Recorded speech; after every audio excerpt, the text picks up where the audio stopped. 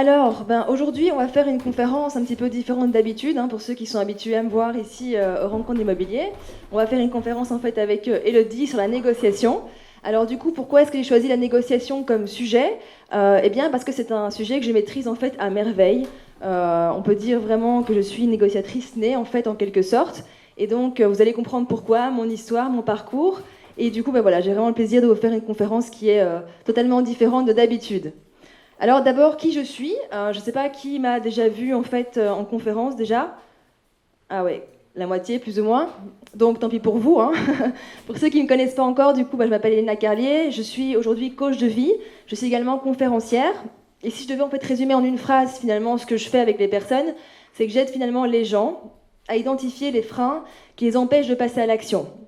Parce que mon constat en fait, malheureusement, donc, le constat que j'ai eu tout au long de ma vie et que j'ai pu avoir finalement en entreprise, c'est que la plupart des gens finalement ne sont pas heureux, ne sont pas heureux dans leur job, ne sont pas heureux dans leur vie personnelle, ne sont pas heureux dans leurs relations, et donc du coup, et c'est pas pour autant en fait qu'ils changent leur situation. Et donc, voilà, ça me tient fortement à cœur finalement d'aider les personnes à les aider à exploser finalement leur blocage et vraiment à vivre la vie qui les inspire profondément. Alors finalement, pourquoi la négociation? Parce que là aujourd'hui je suis coach de vie et conférencière, mais j'ai pas toujours fait ça en fait. J'ai eu un chemin un petit peu de vie atypique parce que j'ai d'abord commencé par être commerciale. J'avais en fait arrêté l'école assez jeune. C'est très compliqué pour moi d'aller à l'école avec les autres. J'avais beaucoup de mal finalement à créer du lien avec les autres, à me sentir bien, à me sentir à ma place. Et donc, ça m'a amené à arrêter l'école assez jeune et du coup, à lancer mon entreprise, à être commerciale. J'ai à peu près tout vendu dans ma vie. J'ai vraiment vendu beaucoup de choses. Tout fonctionnait très très bien, sauf peut-être des boîtes sous vide à 1000 euros que j'arrivais pas à vendre. Mais c'était à peu près les seules choses que j'arrivais pas à vendre. Et du coup, finalement, ce qui m'a amené à du coup, être commerciale, je pense que c'est dû en fait à mon enfance parce que j'ai une histoire de vie assez compliquée pour ceux qui la connaissent, avec beaucoup de violence dans la famille, c'était extrêmement difficile. Mais j'ai également eu un papa qui me disait toujours non en fait. Donc quoi que je lui demandais, c'était non en permanence. Et donc ça m'a amené du coup pour avoir un oui, pour obtenir ce que je voulais, à insister, parfois plusieurs fois, 2 fois, 3 fois, 4 fois, 5 fois. Et donc j'ai vraiment développé en fait une capacité hors du commun finalement à demander, demander, demander jusqu'à ce que j'obtenais finalement un oui. Et comme quoi dans tout ce qui peut être plutôt difficile, on peut en fait développer des capacités, des talents finalement grâce à ça. Et j'ai également en fait eu une maman qui était tout le temps occupée à négocier tout ce qu'elle pouvait. Donc je la voyais en permanence négocier tout ce qu'elle pouvait négocier. Et en réalité, ça l'a permis je la voyais toujours obtenir beaucoup de choses, en fait, beaucoup de faveurs. Et donc, c'est pour ça que c'est vraiment intéressant finalement de comprendre que la négociation, même si ici on parle d'immobilier bien sûr, c'est un état d'esprit qu'on peut développer en dehors de l'immobilier en fait. Et que finalement, ça commence par une seule chose qu'on est tous censés pouvoir faire, mais je sais que ce n'est pas le cas de beaucoup de personnes. Et du coup, c'est ma première question pour vous, c'est est-ce que vous avez du mal à demander? Qui a du mal à demander ici? Pour qui c'est inconfortable? Ouais, ok, donc plus ou moins les 3 quarts de la salle. Donc c'est tout à fait normal, c'est tout à fait naturel en fait d'avoir peur de demander parce que c'est un peu la société finalement, la configuration qui est comme ça. Et en plus, il faut savoir que dans nos pays, finalement, c'est pas très bien vu la négociation, c'est pas dans les mœurs en fait, contrairement à d'autres pays, peut-être plus pauvres parfois, où on voit que c'est vraiment, ils sont habitués à négocier, c'est tout à fait autre chose. Donc du coup, c'est tout à fait normal d'avoir peur de demander et de ne pas être à l'aise. Maintenant, le problème, c'est que si on veut négocier des montants importants, des rabais, etc., et on a du mal déjà à le faire pour des petites choses, ça va être extrêmement compliqué de le faire, finalement, pour des montants qui sont beaucoup plus importants. Donc du coup, ça m'amène à la première chose que vous pouvez mettre en place, finalement, c'est commencer par des petites choses toutes simples, qui n'engagent pas à grand-chose, et qui finalement, il n'y a pas beaucoup de risques derrière. Je veux dire, à part entendre non, en fait, il n'y a pas beaucoup de danger. Et à propos, j'ai une petite histoire à vous raconter, justement, qui va certainement vous parler. On était en fait avec Elodie, il y a, je pense, 10 jours de ça au restaurant. Et Elodie, en fait, commande un américain frites. Et elle précise au serveur qu'elle ne voulait pas d'oignons dans l'américain. Parce qu'elle est assez difficile, donc pas d'oignons, elle voulait rien d'autre à part son américain. Et elle reçoit son américain avec ses frites. Et qu'est-ce qu'il y avait dedans? d'après vous? Des oignons, exactement. Donc du coup, Elodie appelle le serveur et fait renvoyer l'américain. Et moi, j'en profite pour sourire parler avec le serveur. Je créais du lien peut-être avec le serveur. Je le taquinais un petit peu en fait. Et du coup, je lui lance un petit peu dans la conversation. À la fin, ça méritera bien un petit café à la fin. Et il me fait un clin d'œil. Il me dit, on verra ce que je peux faire. Donc pour moi, c'était oui, c'était bon. Le café, on l'avait. Et de fait, donc après, Elodie récupère son américain. Et là, de nouveau, elle n'est pas contente parce qu'il y avait de la sauce dedans, elle ne voulait pas de sauce. Bon, elle est extrêmement difficile, hein, donc c'est une cliente un peu chiante parfois. Et du coup, et là, elle me dit c'est mort maintenant, tu n'auras pas ton café, on n'aura pas notre café, c'est mort. Et moi, je lâche jamais rien, donc je dis non, non, c'est pas mort. Et donc, j'insiste, j'ai au moins demandé 2 ou 3 fois pour avoir notre café, et finalement, on l'a eu. Alors, ce qui est intéressant de voir dans cette histoire, c'est qu'au final, le café, on s'en fout, parce qu'on parle de 2 euros, 2,50 €, c'est pas très important, bien que ça fait toujours plaisir de recevoir quelque chose. Mais l'idée, c'est vraiment, finalement, le muscle de demander, demander et redemander, qui nous permet justement de nous entraîner, finalement, à devenir un meilleur, finalement, demandeur. Je sais pas si tu peux dire ça comme ça. Donc voilà. Donc c'est des petites choses toutes simples qui paraissent vraiment sans importance, et pourtant. Aussi, une autre histoire, j'aimerais vous raconter à ce sujet. Il y a en fait, cette semaine, j'ai été donc, dans le magasin Orange pour acheter des nouvelles oreillettes pour mon téléphone, parce que je les avais perdues. Et donc, je vais acheter des oreillettes pour mon téléphone. Et ce qui se passe, c'est que je rentre à la maison, je mets les oreillettes, et j'entends en fait pas bien avec. Donc je suis très dérangée, parce que du coup, si ça fonctionne pas bien, c'est pas très intéressant pour moi d'avoir ces oreillettes-là. Donc je me dis, c'est mort, ils vont pas me le changer, parce que la boîte était restée chez eux, le ticket aussi. Mais comme rien me semble impossible, j'y retourne quand même le lendemain, et j'explique la situation. Je dis, voilà, les oreillettes ont un problème, donc est-ce que vous pourriez les changer? Et je pensais pas que c'était possible. Et il me redonne une nouvelle boîte, et donc j'ai de nouvelles oreillettes. Rebelote, je rentre chez moi, je remets les oreillettes, et de nouveau, la communication, quand j'appelle, en fait, est très mauvaise. J'entends pas ce qu'on me dit, j'entends pas très bien ce qu'on me dit. Et donc je retourne de nouveau le lendemain, c'est-à-dire hier, et on me dit, malheureusement, ça fonctionne quand même, elles fonctionnent quand même, donc je peux pas vous les reprendre, parce qu'il faut vraiment que ça fonctionne pas pour pouvoir les reprendre. Et donc là, je m'énerve un petit peu, j'étais pas très contente, parce que je me dis, c'est pas possible, j'ai acheté ça hier. Et donc finalement, je pars de là, je me dis c'est pas grave, je vais laisser tomber, ce qui est très dur pour moi, parce que je vous invite quand même à ne pas être non plus dans l'obsession, la négociation, ce qui est un peu mon cas. Ça peut être très dur à vivre parfois, de vouloir vraiment absolument tout le temps que ce soit oui, mais il y a toujours un juste milieu à avoir. Et donc je pars à l'autre côté de Bruxelles donc je pense plus à ces oreillettes, et je vois un autre magasin Orange, et je me dis tiens, je vais aller essayer là-bas. Pourquoi pas? Et donc j'avais mes oreillettes avec moi, et je vais dans ce magasin, et je demande de changer les oreillettes. Et là, finalement, en fait, je tombe sur un vendeur que je connaissais de l'époque, et il me donne des oreillettes, finalement, qui coûtaient 2 fois le prix, en fait. Et donc, finalement, j'ai réussi à obtenir ces oreillettes. Et du coup, on s'en fout des oreillettes, encore une fois, mais l'idée, c'est que... Désolée, je suis un petit peu malade, donc j'essaie de garder ma voix. L'idée, c'est que la plupart du temps, en fait, quand on nous dit non, ce qu'on fait, c'est qu'on arrête. On s'obstine pas, on laisse tomber en fait très facilement, on se dit mais non, ça va pas marcher. Et bien sûr, là je vous parle d'autres choses que l'immobilier, mais c'est pareil dans l'immobilier. On peut aller voir un banquier demain qui nous dit non, et on peut se décourager très facilement. Et du coup, ça c'est une possibilité, mais on peut aussi se dire que finalement, c'est pas parce qu'il y en a un qui nous dit non, un deuxième qui nous dit non, que le troisième nous dira non également. Donc pour ça, il faut persévérer en fait, pour pouvoir avoir un oui. Et aussi, parce que du coup, mon travail pour vous, en fait, il a été de décortiquer finalement ce qui faisait que j'avais des très bons résultats, parce que, comme je vous disais, j'étais commerciale, et j'avais toujours d'excellents résultats, en fait. Mais je n'avais pas la théorie, j'avais juste la pratique. Et donc, pour vous, j'ai dû aller décortiquer, essayer de comprendre finalement ce qui faisait que j'avais des si bons résultats, et que ça marchait, en fait, très souvent ce que je voulais vendre. Et en fait, je me suis rendu compte que la plupart des gens, en fait, n'aiment pas le non, ne sont pas à l'aise avec le non. Ont du mal à dire non. Et donc, du coup, quand vous demandez quelque chose à quelqu'un, en fait, vous créez en fait chez la personne un inconfort. C'est inconfortable quand quelqu'un vous demande quelque chose et que vous ne pouvez pas lui rendre lui donner ce qu'elle demande. C'est inconfortable pour plusieurs raisons. Déjà parce qu'on veut tous être appréciés.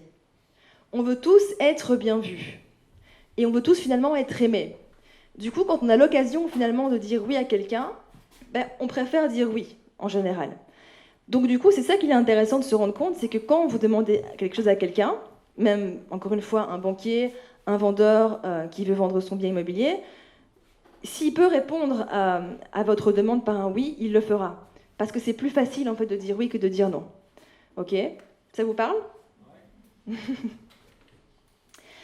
Alors aussi super important, c'est que parfois quand on nous dit non, en fait, on peut avoir l'impression que on nous dit non à nous, et ça peut toucher en fait notre estime personnelle. Il faut se rendre compte que on nous dit en fait jamais non à nous en fait. Quand on dit non, en fait, c'est pas à nous qu'on dit non, c'est à la demande, et c'est très différent. Parce que du coup, si on a déjà une estime personnelle qui est pas au top, du coup, on a peur d'être confronté au non, et c'est bien souvent d'ailleurs pour cette raison-là qu'on a peur de dire non, qu'on a peur de demander. Ça vous parle, ça? Vous voulez pas entendre le nom? Donc, du coup, vraiment, c'est juste penser que c'est pas à nous qu'on dit non, c'est à la demande, et c'est à la demande à l'instant T. Vous pouvez demander quelque chose, la même chose le lendemain, et que ce soit oui. Vous pouvez le demander une semaine après, et que ce soit oui. Donc, voilà, vraiment, si vous avez des difficultés par rapport à ça, je vous invite vraiment à travailler votre estime personnelle, parce que ça vous aidera, du coup, à encaisser plus facilement les non. Et d'ailleurs, les commerciaux, les vendeurs, ils sont préparés à ça parce que quand on vend, ce qui était du coup mon cas, on entend plus souvent non finalement que oui. Donc finalement, on n'entend plus les non à la fin. Donc négocier, c'est aussi finalement créer du lien. Et je dirais même que c'est la base de créer du lien. Si quand j'avais été au restaurant avec Elodie, avant même de mon... Pardon, j'ai ma voix qui part en cacahuète. Si avant même, avec Elodie, d'avoir eu ce qui s'est passé avec l'Américain, j'avais demandé un café, en fait, je pense qu'il y a peu de chances finalement qu'on aurait reçu ce café. Donc je l'ai fait dans un ordre qui était plutôt logique. C'est que j'ai d'abord créé du lien avec la personne, le serveur, j'étais souriante avec lui, je le taquinais un petit peu, ce qui est une super chose à faire, hein, taquiner les gens parce que ça les met dans une bonne humeur. Et donc c'est seulement après, en fait, que j'ai demandé finalement le café. Donc, créer du lien, c'est hyper important. Quand demain, vous allez aller visiter un bien immobilier et que vous arrivez pour visiter ce lien, c'est important, c'est indispensable finalement que vous y alliez avec une bonne énergie. Et que vous y alliez aussi, ce qui est intéressant de faire, c'est de complimenter en fait le bien que vous allez visiter. Parce que quand on vend quelque chose, quand on a quelque chose qui nous appartient, en général, on l'aime. Et donc, si vous arrivez dans ce bien et que vous commencez finalement à voir tout ce qui ne va pas, et vous commencez finalement par toutes les critiques et tout ce qui ne va pas, en fait, vous risquez de toucher l'estime personnelle du vendeur. Et donc là, ça ne devient plus une affaire professionnelle, ça devient une affaire personnelle. Et c'est pas ce qu'on veut. C'est pas ce qu'on veut du tout. Et donc, du coup, ce qui est intéressant aussi, c'est de comprendre finalement pourquoi négocier, du coup, pourquoi développer finalement ce muscle de la négociation et pourquoi négocier vos biens immobiliers. Eh bien, il y a plusieurs raisons par rapport à ça. La première raison, c'est que, évidemment, si vous avez, par exemple, un bien qui, à la base, était à 150 000 euros et que, finalement, vous l'achetez à 135 000 euros, ça fait une différence au niveau de votre banque. Quand vous allez emprunter, en fait, au niveau de votre banque, pour la plupart d'entre vous, vous allez emprunter, le fait d'avoir 10 000, 15 000, peut-être 20 000 euros en moins, finalement, de crédit, ça fera une différence pour le banquier. Et donc, ça vous permettra d'avoir plus souvent des oui, en fait, de la part de vos banquiers. Une deuxième raison aussi qui est super importante, c'est que j'imagine que si vous êtes tous ici, c'est parce que vous voulez tous vous enrichir. C'est la raison principale, non? Oui. Donc, du coup, à partir du moment où vous avez finalement eu un rabais sur le prix initial, ça vous permet en fait d'avoir des rentes qui sont plus élevées rapidement, en fait. Et donc, du coup, ça vous permet finalement de gagner plus d'argent, autrement dit. Et donc, comme c'est ce qu'on veut, on veut s'enrichir, vous vous enrichissez finalement beaucoup plus rapidement. Donc, ça devient plus intéressant. Et aussi, un petit truc par rapport à ça, c'est que, donc de nouveau, l'idée, c'est vraiment d'être sympathique avec la personne qui vous reçoit. Et également, ce que vous pouvez faire, c'est... Donc, ça n'empêche pas qu'il peut y avoir des vices ou des choses qui soient, par exemple, à améliorer. Par exemple, imaginez que vous avez une fenêtre qui ne respecte pas forcément les bonnes dimensions, ou que vous savez que vous devrez en fait la remplacer, etc. Vous pouvez aussi jouer là-dessus, en disant qu'en fait... dans votre budget, ça va être très limité en fait de pouvoir faire ces travaux-là en plus parce que vous avez un budget qui est limité. Et c'est ce que j'appelle en fait prendre une autre entité en fait. Ça c'est intéressant de faire, c'est de prendre une autre entité avec laquelle on ne peut pas négocier, qui ici en fait sera le budget que vous avez. Donc vous pouvez dire en fait au vendeur, voilà, donc le bien par exemple coûte 150 000 euros, mais vous pouvez dire en fait voilà, moi j'avais prévu maximum avec les travaux 135 000 euros. Donc ton bien est vraiment super et si j'avais l'argent je le ferais, mais malheureusement mon budget initial ne me permet pas en fait de le faire. Et là en fait vous mettez le vendeur face à une situation qui est très inconfortable, qui est que soit en fait il va pas pouvoir négocier avec vous parce qu'il a vraiment besoin de cet argent et ça va être compliqué et dans ce cas-là, ben, tant pis. Ou alors finalement vous mettez face à une situation où il n'a pas le choix finalement de négocier avec vous parce que s'il est pressé de vendre, il aura envie de vendre, il n'a pas envie de risquer en fait, il n'a pas envie de prendre le risque de vous perdre comme acheteur. Ok. Donc du coup, c'est vraiment aussi intéressant de poser la question au vendeur, tiens, pourquoi est-ce que vous vendez votre bien? Pour plusieurs raisons, c'est vraiment intéressant. Parce que la première des raisons, c'est que le fait de savoir pourquoi est-ce qu'il vend son bien, c'est aussi finalement de savoir un peu ce qui peut se passer dans le futur. Parce que imaginez que par exemple il vend son bien parce que la commune a décidé de mettre une auréole dans son jardin, pas une auréole, une éolienne, pardon, dans son une éolienne dans son jardin. Après ça va être très compliqué pour vous peut-être de louer ce bien en fait en question. Donc c'est intéressant de savoir. Également, ça vous permet en fait de savoir s'il est pressé de vendre ou pas, parce que s'il n'est pas pressé de vendre, vous avez moins de chances finalement, vous pouvez quand même essayer, hein, il faut toujours essayer même quand ça paraît mort, mais vous avez moins de chances finalement d'obtenir ce rabais en fait.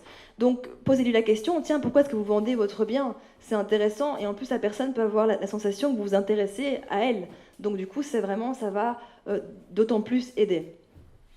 Ça vous parle tout ça? Ouais. J'ai encore un peu de voix donc ça va. Alors évidemment, comme je le disais, il y a un sens logique aussi à la négociation et il y a aussi une attitude qui va avec. C'est-à-dire que si j'arrive devant mon banquier ou devant le vendeur et que j'arrive en fait comme ça et que je regarde vers le bas, en fait, il aura plutôt envie que je parte le vendeur qu'autre chose. C'est pas une posture en fait qui donne envie finalement même d'échanger et qu'on vous dise oui. C'est hyper important ce que je vous dis là parce que ça peut paraître farfelu et on peut se dire mais ça n'a rien à voir avec la négociation et pourtant je vous assure que c'est un impact qui est considérable. Donc le fait d'arriver face au vendeur avec une énergie qui est déjà enthousiaste, avec une posture, avec les épaules qui vont vers l'arrière, c'est super important ça, hein, pour le charisme que vous allez finalement dégager, c'est super important. Avec un sourire, si vous arrivez déjà en souriant, savoir que le sourire, ça attire. On est attiré par les gens qui sourient, on est attiré par les gens qui sont joyeux. On a envie d'être avec ces personnes-là. Et à l'inverse, on fuit les personnes qui sont tout le temps dans la plainte, qui sont pas bien, etc. Donc, arriver avec cette énergie-là, c'est vraiment se donner les chances. La respiration, ça va permettre, en fait, si vous avez une respiration qui est calme et centrée, ça vous permet d'abord, vous, de vous calmer, en fait, un peu avant si vous êtes stressé, hein, parce que ça peut arriver qu'on soit stressé face à un banquier. Donc, vous serez du coup plus calme. Le ton de la voix est aussi extrêmement important. Et ça, je m'en suis rendu compte parce que j'ai été interviewée récemment et que dans l'interview, en fait, on s'est rendu compte que ma voix n'était pas tout à fait la même que ma voix habituelle. En fait, j'avais une voix beaucoup plus grave. Je ne sais pas pourquoi. Et du coup, ça me donnait encore plus d'assurance que d'habitude. Donc, c'est intéressant. Du coup, on ne peut pas forcément changer le ton de sa voix réellement. Mais ce qu'on peut faire, c'est qu'on peut parler avec plus de pauses, par exemple. Quand vous voulez dire quelque chose qui est important, c'est mettre des pauses juste après. Ça donne une sensation d'assurance encore plus grande. Et du coup, faire comme un enfant, en fait. Je ne sais pas si vous vous rappelez quand vous étiez enfant, quand on est enfant, qui est parent dans la salle? Ok, une bonne majorité quand même. Du coup, les enfants, qu'est-ce qu'ils font? Ils font que demander en fait en permanence. Ils demandent et ils demandent. Et quand l'enfant il demande, en fait, pour lui c'est déjà là en fait. Le non, il sait même pas que ça existe réellement. Pour lui, quand il demande, il pense qu'il va avoir. Et ça, en fait, on l'a tous eu. C'est-à-dire qu'on l'a tous eu à un moment donné, quand on était enfant, on demandait quelque chose et on pensait vraiment qu'on l'aurait en fait. Et donc du coup, je vous invite à garder votre âme d'enfant quand vous êtes face à des personnes, quand vous allez négocier, quand vous allez, peu importe finalement votre situation, mais à garder ça et vraiment à croire que c'est possible.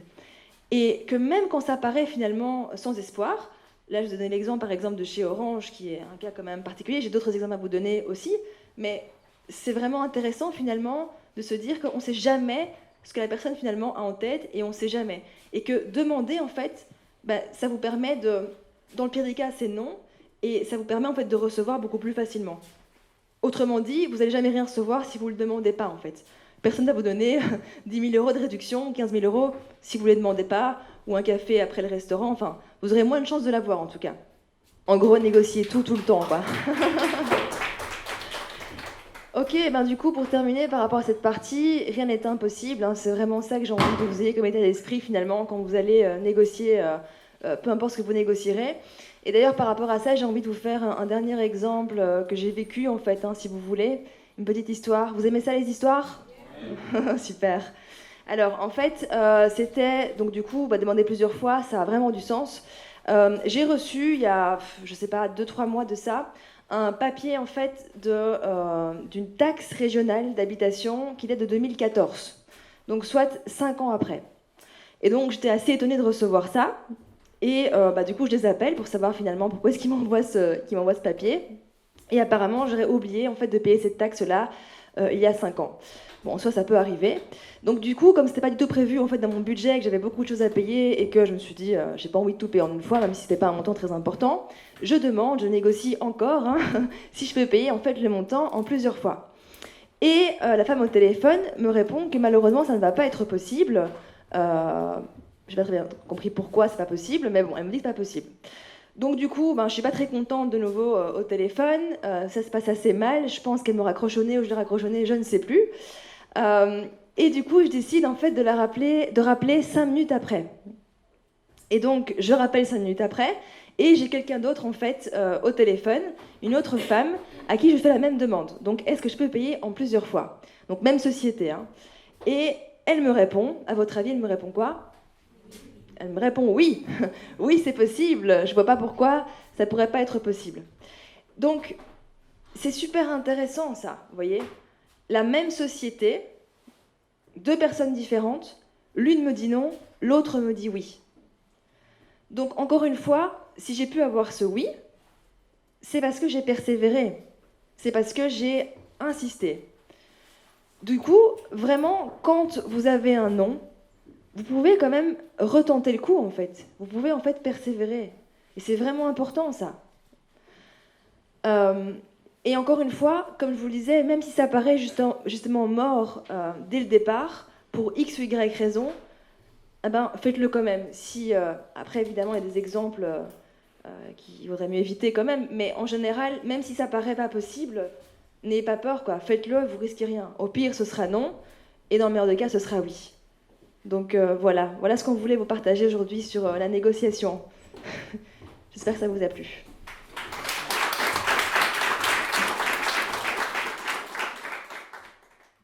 Qu'est-ce que tu as pensé du coup de l'intervention d'Elena sur la négociation? J'ai adoré. Ouais, franchement. Parce que je trouve que c'est bien dans le sens de couper, de ne pas faire que partie fiscalité, de voir d'autres choses en même temps. Et la négociation est moi personnellement quelque chose que j'aime bien. Quand je vais visiter des biens ou quoi, j'aime bien poser toutes les questions qui vont autour de la négociation. Justement, tu me dis que tu as beaucoup apprécié l'intervention sur la négociation. Qu'est-ce qui t'a le plus impacté du coup dans cette intervention? Moi, c'est comment dire, ce qu'elle a eu comme vécu avec ses histoires. C'est vraiment ça, les petites histoires qu'elle a racontées, le fait de vraiment persévérer en fait. La différence que tu peux avoir juste en persévérant un petit peu. Comme l'histoire qu'elle avait expliquée avec l'entreprise à qui elle avait sonné, une personne lui a dit non, 5 minutes après elle ressonne et elle a oui. C'est vraiment ça qui m'a le plus inspiré.